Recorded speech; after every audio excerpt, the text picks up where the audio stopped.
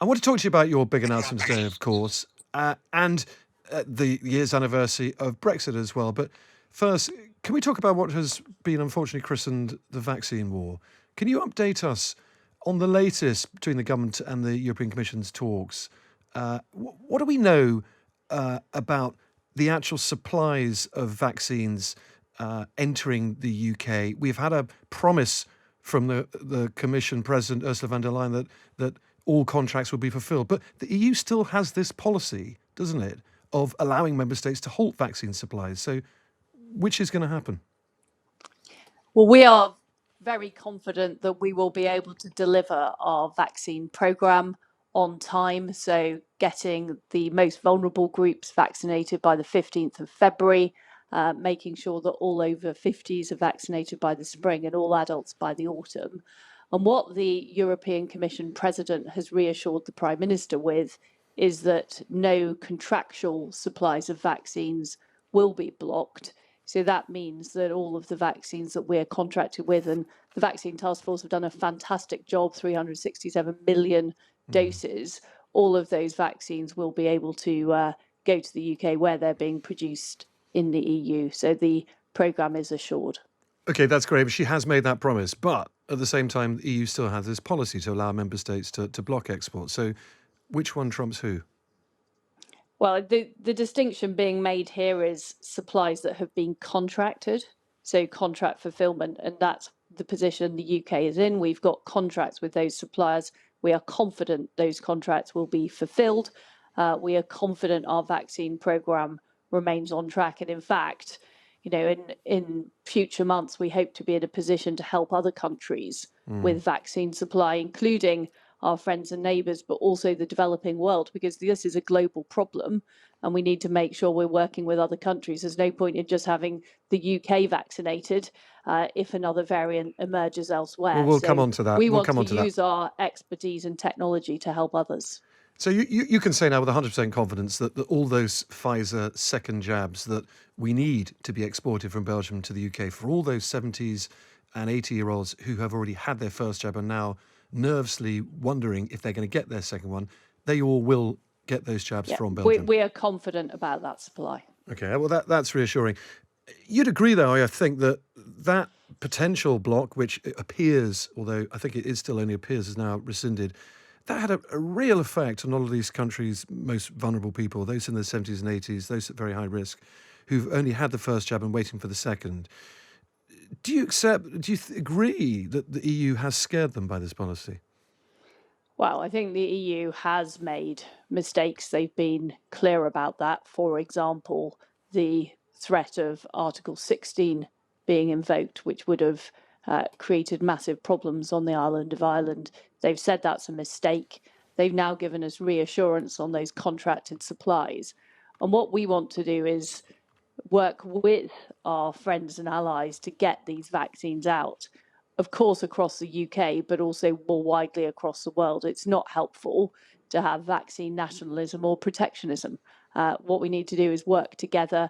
The UK has led in terms of the COVAX global task force, and we should be cooperating rather than seeing this as some kind of competition.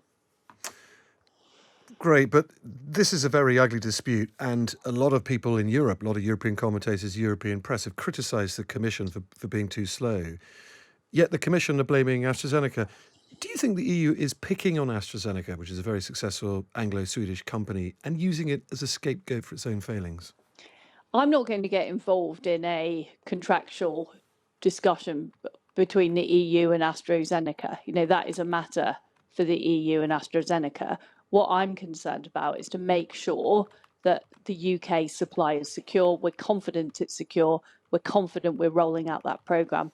And I want to work with the EU and other trade ministers across the world to keep the flow of vaccines and drugs flowing. It would be very difficult for the world if we see things like export bans in place, extra tariffs put on goods. That would damage the global health effort. Okay, you're keen to smooth over those waters this morning. I can understand that. Well, let's talk about what the Prime Minister has offered then. I think he said on Thursday, as early as Thursday, that as soon as the British population is properly protected, we will, of course, be doing everything we can to help our friends worldwide, and that includes the EU. So, when is that moment? When might we start to be sharing our vaccine stocks? Well, we're not at a point yet to make that decision. There's still plenty of way to go on our rollout program. Of course, we've made huge progress so far. Uh, the team have done a terrific job, both the Vaccine Task Force and the NHS, who are delivering these vaccines, and of course all the volunteers who have helped too. But we're at a too early stage to say exactly when we would be able to use that additional vaccine overseas. But once we are in a position to do so, we obviously want to help the poorest countries in the world, and we want to help our friends and neighbours as well. So that is something we intend to do, but we can't be complacent about the current programme. We need to keep our shoulder to the wheel to get those vaccines delivered. Sure. I mean, the Prime Minister's words were, we will start doing that when the British population is properly protected. And I just wonder what the government means by that. I mean, you'll have a definition. Does that mean groups 1 to 4, so in other words, from February the 15th, or groups 1 to 9 by March or April? What does properly protected mean? I can't prejudge that at this stage, and there are various factors as well, including the extent to which we've got transmission under control, the extent to which we have covered the population in terms of the vaccination program. So that will be a decision to be made at a later date. This is a constantly changing situation. I think if there's one thing we've learnt, is not to make predictions about what's going to be the case several months hence. Indeed. What about the case of the Irish, though? They are, of course, our very close neighbours. We share a land border with Ireland in the north of Ireland. They won't even reach their initial target of vaccinating 700,000 people by the end of March, their government said this week. So do you think there's a case to look on the Irish first for any benevolence we might be able to offer? As I said, it's too early to say because we also don't know the progress that others will have made in terms of their vaccination programs by the time we are ready to deploy our surplus. So we need to take account of the global situation several months hence when we are able to make that decision. Okay, let me just finally ask you about our own vaccination program before we move on from jabs. The target of asterisk groups 1 to 4 does look like it will be met by February the 15th. You're doing very well on that. Almost 500,000 people vaccinated in the last 24-hour period. So when can the next groups 5 to 9, those with underlying health conditions, and the rest of the over 50s expect to have all their vaccinations by? Well, we've said by the spring. I don't think we've Define the got an spring. exact date for that, but I'm sure there will be further updates in due course. Is the spring beginning of March when it starts, or is it at the end of May when it ends? As I say, I'm sure there'll be further updates in due course. I think the important point is that we will have those priority 9 groups vaccinated by the spring. Okay, that's a 3-month window you've given yourself. Look, if you do some primitive maths, which is basically what all my maths is up to, that's roughly 17 million people in groups 5 to 9. And if you vaccinate at roughly 2.5 million a week, which is the rate that you're beginning to achieve, that'll have them all done by the first week of April. Is that something they should look forward to? I don't think that back of an envelope How rude. calculations are the right way to. It's a bit better than back of an envelope. It's at least with one calculator. Well, well done, Tom, on your grasp of maths. But there are all kinds of factors here. The vaccine supply, the deployment process. One thing is making sure that all groups in society are reached, particularly those who are hard to reach or maybe more reluctant to have the vaccine. So there are all kinds of factors, and I think it's not just a question of a simple calculation of number times days of the week. Okay. But of course, I mean, we are absolutely maximising the amount of vaccine we can get out safely, and it really is testament to the structure of the British vaccine programme we've been able to do that. Okay, on the virus itself and how much it's still spreading, infections are falling after 4 weeks of lockdown, but really slowly. Hospitalisation rates are still incredibly high. They're not really tailing off very much at all. Some surveys say it's actually flatlining rather than falling, and it's certainly not falling as fast as it did in the first lockdown, for example, in March 2020. We know obviously that the Kent variant is a lot more contagious, but we also know from hard data there's a lot more movement going on in this lockdown. For example, vehicle use, 58%, was 31% in the first lockdown. A lot more people on the tubes and trains. That's up to 15% from 5%. All of that is potentially people passing on the virus when they don't need to be doing. Is that really necessary? Because the longer they do that, the longer this lockdown is going to go on. Well, we strongly encourage people to follow all of the coronavirus rules. The vast majority of people are complying with the rules. Where they aren't, we are taking action, and the Home Secretary has been very clear about that. And we are beginning to see the impact of the vaccine programme. As I've said, the path is difficult to predict, and this is why we make decisions on a week-by-week basis about the next steps. But the key priority for us is to be able to open schools. We know that life is very difficult for students and parents at the moment. So this is why it's very important people do stick to the coronavirus rules and we get on with deploying the vaccine programme. Okay, one area where there have been a lot of questions asked in terms of, as you say, people following the rules, is isolating if you've been pinged by track and trace or you've been in close contact with someone with a case. And Jeremy Hunt has made this point quite powerfully. 3/4 of those with symptoms don't fully isolate, according to the government's own figures, and 15% of them still go to work. Would you like to see some tougher enforcement of that? For example, the Polish system, where people isolating are randomly asked to take a picture from inside their house at different times of day, or potentially even GPS tracking, so we actually do know people are isolating. Well, we know that people are complying with the vast majority of people are complying with the rules, and I strongly encourage people who aren't to get behind the overall programme the government's outlined so that we can bring this virus down, and it takes all of us to participate in it. And of course we're constantly looking at how to make things work better, how to make sure that we are seeing compliance, but all of these processes have costs and drawbacks. So this is why it's a constant balancing act. We're always looking at how we protect lives, but at the same time we protect livelihoods. And I think we've made the right judgments at each time, and we will continue to do so.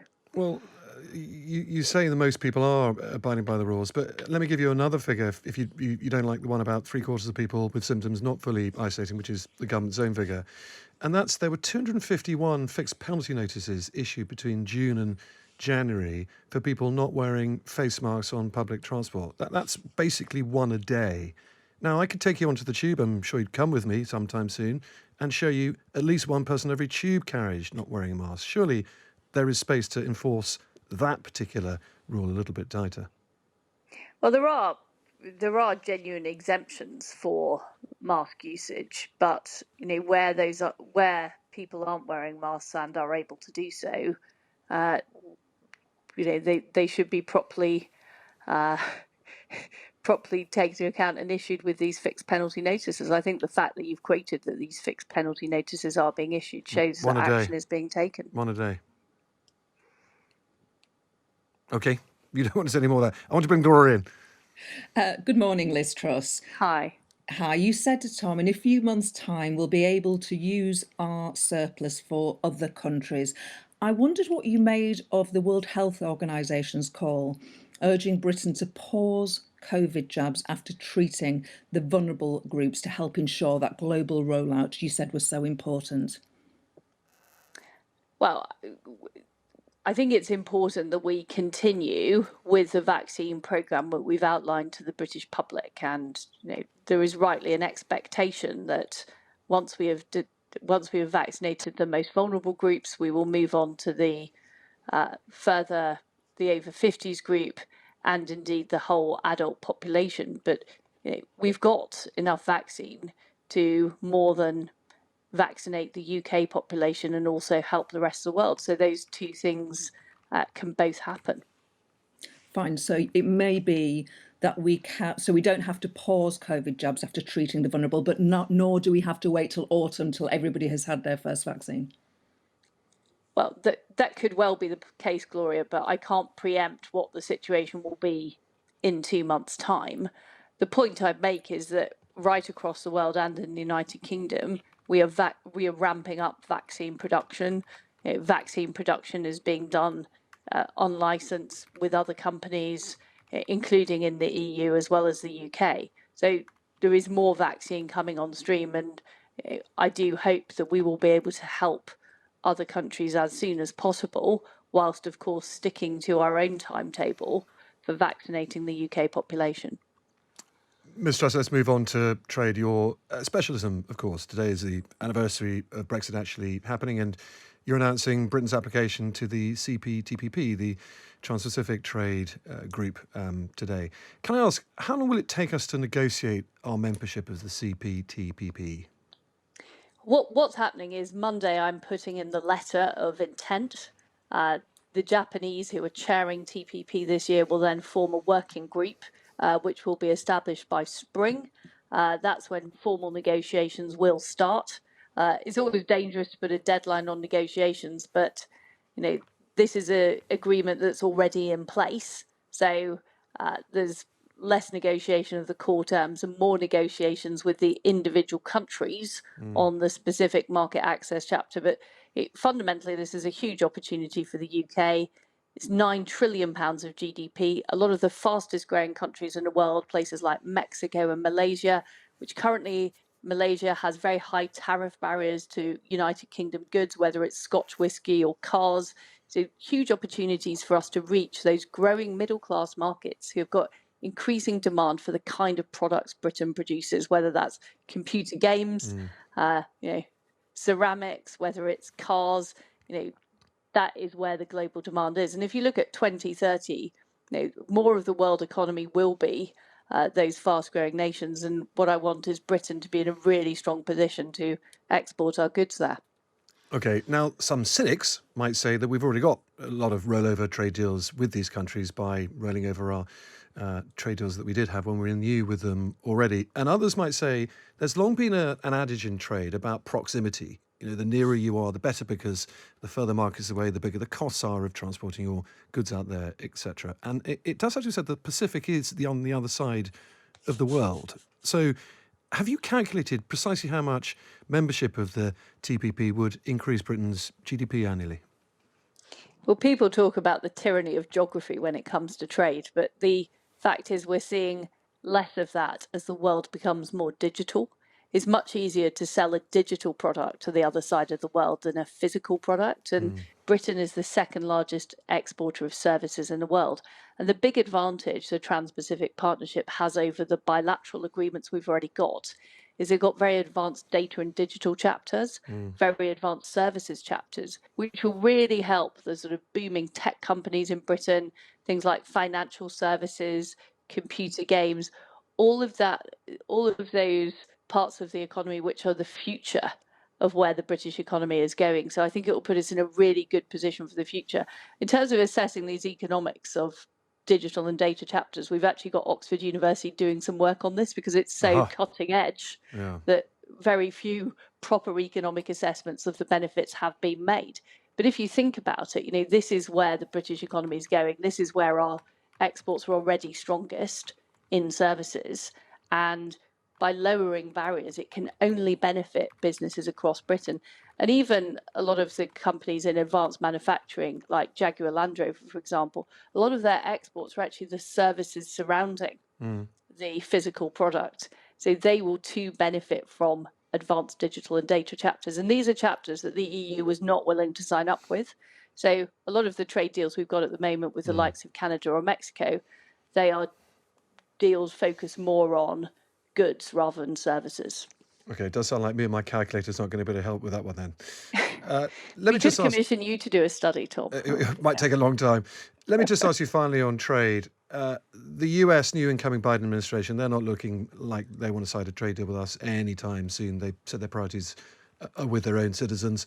So can I ask you, how many trade deals do you expect to sign with other countries this year, and who are they? Well, first of all, I don't agree with your pessimism about the US. The fact is, the new US Trade Representative, Catherine Tai, has not yet been confirmed. So I don't think we should prejudge. And I think there's a huge opportunity to work with the US on free and fair trade, on challenging China's behavior in the global trading system. I want to get the whiskey tariffs removed as soon as possible and the tariffs on British steel. I think it's ludicrous that two allies like America and the United Kingdom have tariffs on each other. We want to get those removed. So there's lots to be done with the United States. I'm very hopeful of getting deals signed very soon with Australia and New Zealand. We're working on new upgraded deals with Israel, South Korea, Canada, Mexico. And we're also working on the Trans-Pacific Partnership as well as services deals with Norway and Iceland. So there's quite a lot in the pipeline. We will only do a deal when it's right for Britain. So I can't predict which of the deals are going to come through first, Tom, but I can assure you that we are working round the clock to make them happen. Okay, lots in the pipeline, not necessarily any to be confirmed this year. Let me just put you one final question to you on your equalities brief, and then I promise we'll let you go. There was a public health digital advert this week on coronavirus. I'm sure you saw it, urging people to stay at home. It was taken down pretty quickly by the government after this quite extraordinary backlash because it depicted women performing all the household tasks, helping with the kids' schooling and the cooking and ironing, while the bloke just sat on his backside on the sofa. What was your reaction when you saw that advert? Well, I mean, my job as Equalities Minister is to make real change for people across the country, including getting more flexible working, helping get children back into school. So I'm less concerned about some of these symbolic issues, but I can assure you that that poster does not represent life in my house. Really? Yes. Who does the homeschooling and the ironing in your house? Well, I've got two teenagers, so they do their own homeschooling, and we share the chores fairly. Although maybe I get away with doing slightly less. Oh, that's a terrible state of affairs.